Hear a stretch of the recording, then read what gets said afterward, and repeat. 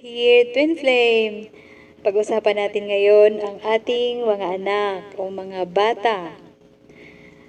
Ang mga bata ay dapat na respetuhin. Hindi natin sila alilain o sobrang pagalitan. Kasi ang katotohanan niyan ay hindi tayo ang may-ari ng mga bata.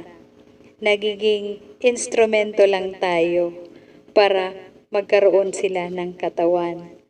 Ang katotohanan niyan, ang espiritu at kaluluwa niyan ay galing sa Diyos. At hindi lang yan, ang pagkabuo ng bata ay ang Diyos ang naghabi nito. Habi means yung isa-isa niyang nininit, yung tingnan mo yung picture. Ganyan. Ang partisipasyon lang ng magulang ay yung paggawa nila nito at saka yung paglagyan.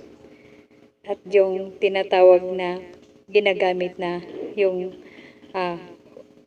organs, yung hindi lang organs, yung hindi, galing pa rin sa Diyos yung kabuuan ng bata. Hindi naman kinuha yung yung mga organ mo para itapal sa kanya, kundi bago ang organ ng bata na nininit ni God. Tingnan mo, kaya malaki ang trabaho ng Diyos sa isang bata. Kasi alam ng Diyos na Kanya yun. Tayong mga magulang ay instrumento lamang. Kaya dapat inilagay at ipinagkatiwala lang ng Diyos sa atin. Nagkakaroon tayo ng pagmamahal at malasakit dahil dyan nabuo sa atin, dyan binuo ng Diyos sa atin.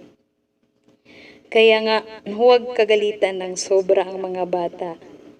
Respetuhin din sila dahil sila ay tinatawag na little man, hindi at saka galing nga sila sa Diyos. Hindi yon sarili mong pagbubuo. Kaya ito ang inuulit ng mga bata ay ituturing mo silang little man, hindi little children, kundi little man para magkakaroon ka ng respetong katulad mong big man. Na? Kaya ganun na lamang ang malasakit ng Diyos sa atin bawat isa. Dahil talagang siya naman talaga ang nagmamay-ari. Dumating tayong hubad sa mundo, babalik din tayo sa Kanya na kaluluwa. Kaya bibigyan natin ng mataas na pagpapahalaga ang gumawa sa atin. Kasi sa umpisa pa lang, siya na talaga ang may-ari sa atin. Kaya nga pag kapag namatay tayo, alam mo bang makalimutan mo lahat yung mga magulang mo, yung mga kaibigan mo, kapatid mo, yung kaluluwa mo, ito ang sasabihin ng kaluluwa mo. Uuwi na ako sa aking ama. Yun talaga ang masasabi ng kaluluwa mo pag namatay ka na at magkakaroon ka ng longing sa Kanya. Kaya hanggat nandito ka sa mundo, praktisin mo nang mahalin ang tunay na may-ari sa'yo, ang Diyos. Kasi kapag namatay tayo at tumawid na tayo sa kabilang buhay, kahit hindi pa nga makatawid ang kaluluwa mo, ang sarili mo ay maghahanap na sa Kanya. At napakasakit nun kasi gusto mo siyang yakapin pero hindi mo basta-basta siya malapitan. Kaya dito pa lang, praktisin na talaga nating lumapit sa Kanya at yakapin siya. At para hindi tayo maging abusado sa ating mga anak, tandaan natin ang katotohanan ito. Lagi dapat aware tayo sa katotohanan na ang may-ari ng lahat ng bata, maging ikaw man ay ang Diyos, lalo-lalo na sa mga bata. Ang partisipasyon lang ng magulang ay yung paggawa nito at ang yung paglagyan, ang sinapupunan. Ang kabuuan talaga ng bata ay galing sa Diyos. Yung dugo na nanalaytay sa Kanya, na nakuha niya sa magulang, ang dugo ring yun ay gawa rin din ng Diyos. Kaya, lahat ng parte ng bata sa loob at sa labas ay galing sa Diyos. Hindi galing sa ina, hindi kinukuha ang mga organ ng ina para itapal sa anak, kundi bago lahat at isa-isa itong ninit ng Diyos. Kung ilan ang trillion of cells, ginawa ng Diyos yan. Yung maliit na mga veins and artery, isa-isa niya tong inaayos. Kaya ginawa yan ni God ng napaka masela na paggawa. Sabi nga, it is fearfully and wonderfully made. Ibig sabihin, maselan ang pagkagawa ng bata. At napatunayan yan na kahit ang bata ay walang alam sa ilalim pa ng tiyan dahil musmus siya at hindi pa nga din siya makadilat ng kanyang mga mata. Pero ang katotohanan yan, ang kaluluwa niya ay buhay na. Nakipag-usap na siya sa may-ari ng kanyang kaluluwa ng Diyos. At ito ang sinasabi ng kaluluwa ng bata. Psalm 139, 13 to 16, 13. Ito ang sinasabi ng kaluluwa ng bata. For you created my inmost being. You knit me together in my mother's womb. I praise you because I am fearfully and wonderfully made. Your works are wonderful. I know that full well. My frame was not hidden from you when I was made in the secret place. When I was woven together in the depths of the earth, your eyes saw my unformed body. All the days ordained for me were written in your book before one of them came to be. See, may consciousness na may kaalaman na ang kaluluwa sa umpisa pa, though ang may dala ng kaluluwa ay tulog pa at di man lang madilat ang mata at wala siyang kamuwang-muwang. Pero ang kaluluwa niya ay nakipag-usap na at nagsalita at nagpuri sa gumagawa sa kanya. Diyan mo makikita na kilalang kilala ng kaluluwa ang may-ari sa kanya ng Diyos. At napapatunayan ito kapag tayo'y namatay. Lahat ng tao, lahat ng ating mahal sa buhay ay makakalimutan natin. Diyan pa lang sa pagkawalan ng buhay mo, paghiwalay ng iyong kaluluwa, tanging hinahanap mo ay ang may-ari ng iyong kaluluwa. Dahil noon pa man ay konektado na kayo sa umpisa pa lamang. Alam ng kaluluwa na ang may-ari sa kanya ay ang Diyos, na ang gumagawa sa kanya ay ang Diyos, na ang humahabi sa kanya ay ang Diyos. Alam ng kaluluwa kung paano siya ginawa ng Diyos. Kaya huwag nating maliitin ang mga bata. Magkakaroon tayo ng respeto sa kanila. Pagrespeto sa kanila na may isang taong may kaluluwa at pagrespeto sa may-ari ng kaluluwa niya. At siya mismo ang Diyos.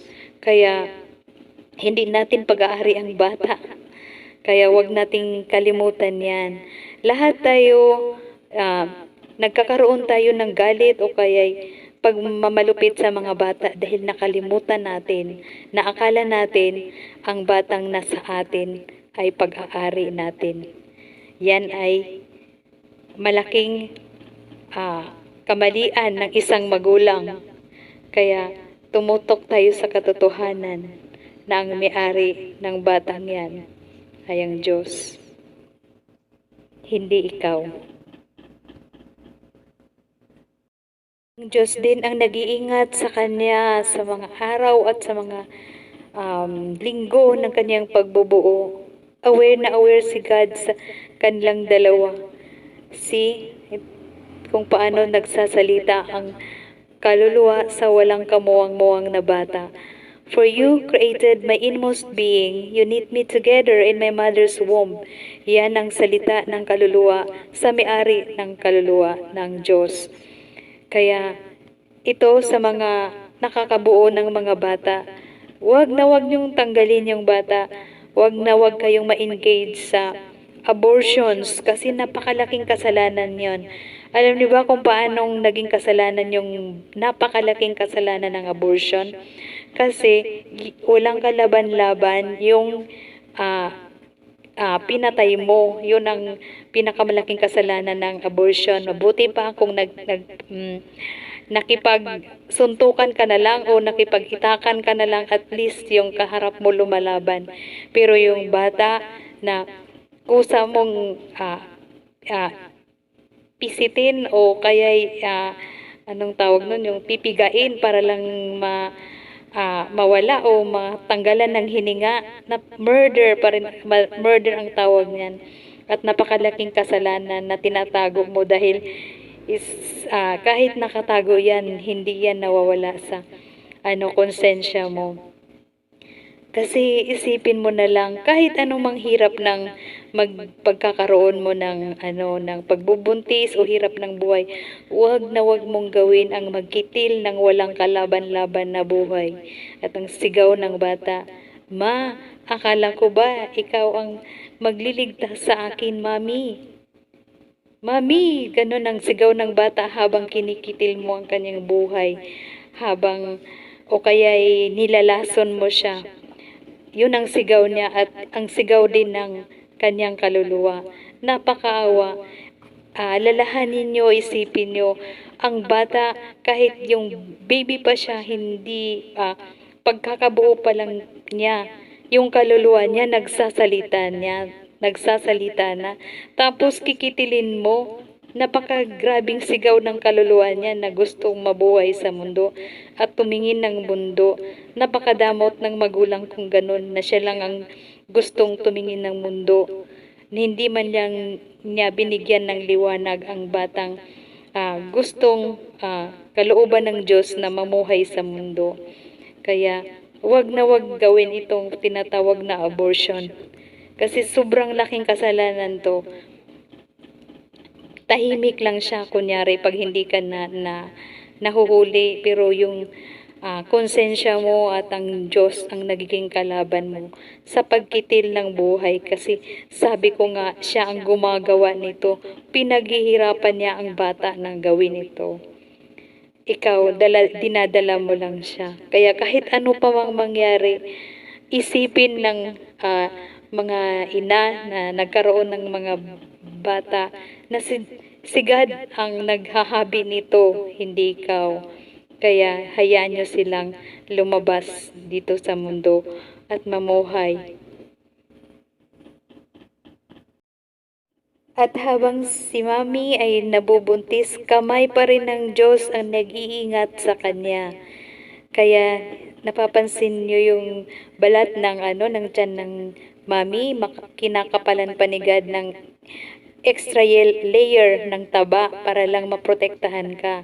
Ang katotohanan nun ay kamay ng Diyos ang nag-iingat sa iyo sa loob ng tiyan. Kaya nararapat na ang mga bata ay iingatan talaga. Huwag silang ituring na maliit. Huwag silang ituring kaya dahil maliit sila ay ma-exploit, yung ganon. Wag na wag mong gagawin yan. Every time na makakita ka ng bata ay habi ng Diyos yan. Knitted ng God yan. Siya ang gumagawa niyan. Lahat ng mga litid niyan, mga maliliit na mga veins na lahat ng dumadaloy dyan, ang Diyos ang gumagawa niyan. Kaya mahalin natin, ang pagmamahal sa bata ay pagmamahal sa Diyos. Ang pagkitil sa bata ay pagkitil din sa Diyos. Tandaan natin yan. Alam mo ba kung bakit gayon na lamang ang pagmamahal ng mga grandparents, mga lolo't lola sa mga apo? Gayong nung panahon mo, nung naging anak ka pa nila, ay napakahigpit nila at baka hindi natin alam, pinapalo ka pa at pinapagalitan. Pero nung naging lola sila at lolo, naging mapagmahal sila. Iyon ay dahil naabot na nila ang tamang pagkaunawa. They live in their higher self, na dapat noon pa man ay dapat yun na ang kanilang naabot na pangunawa. Ngunit hindi, inabot mo na sila ng katandaan bago nila naintindihan. Kaya, ang mas mabuting gagawin dahil Ito pala ay about higher self o mataas na pag-uunawa.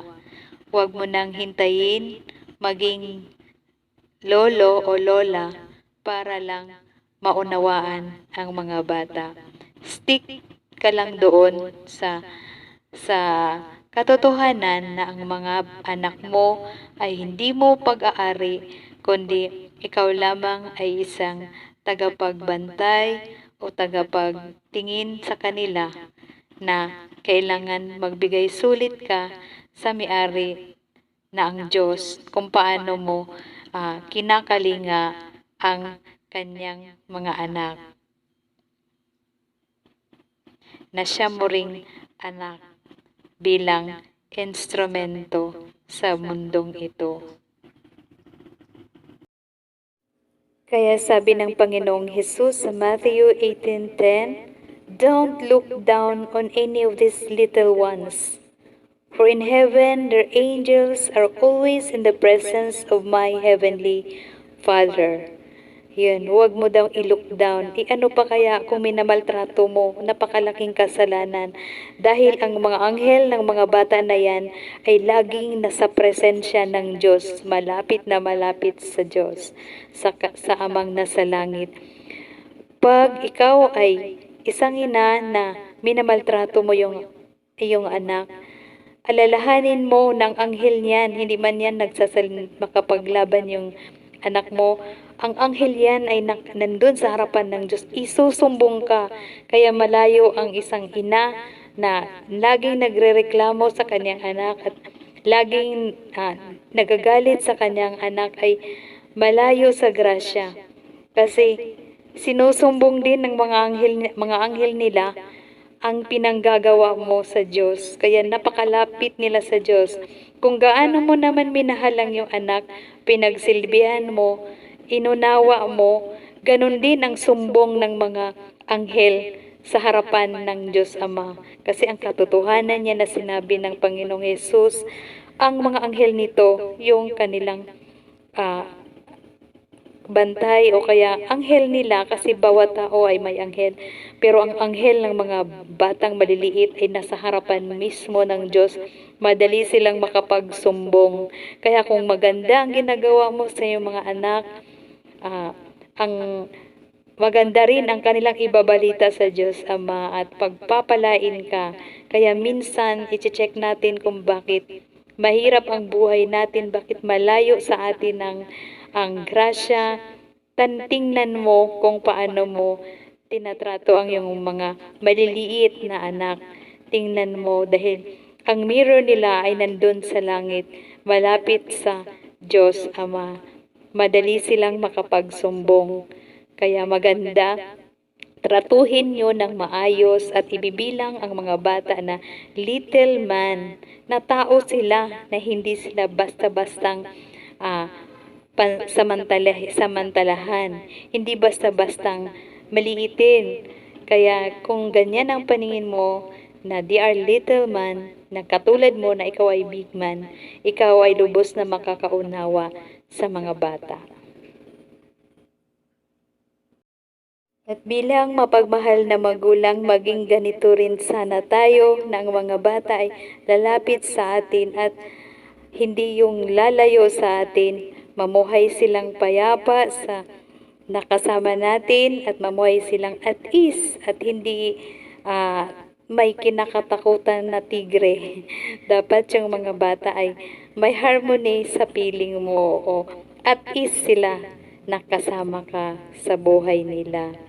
Kaya yun ang ibig kong sabihin na ang mga bata o kahit mga anak mo ay pag-ari ng Diyos niyan, na hindi dapat kinakagalitan ng sobra, kundi irerespeto sila bilang tao.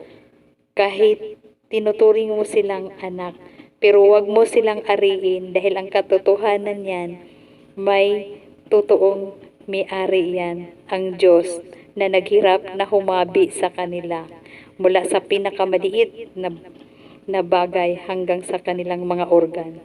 Diyos ang gumawa niyan. Kaya hanggang dito na lang. This is an awareness para sa mga magulang na hindi nakaintindi sa kanilang mga anak at hindi nila alam na ang kanilang anak ay hindi nila pag-aari, kundi ito'y pag-aari ng Diyos. Kaya mula ngayon, kung napanood nyo to, alam nyo na ang mga anak ay hindi natin pag-aari. God bless.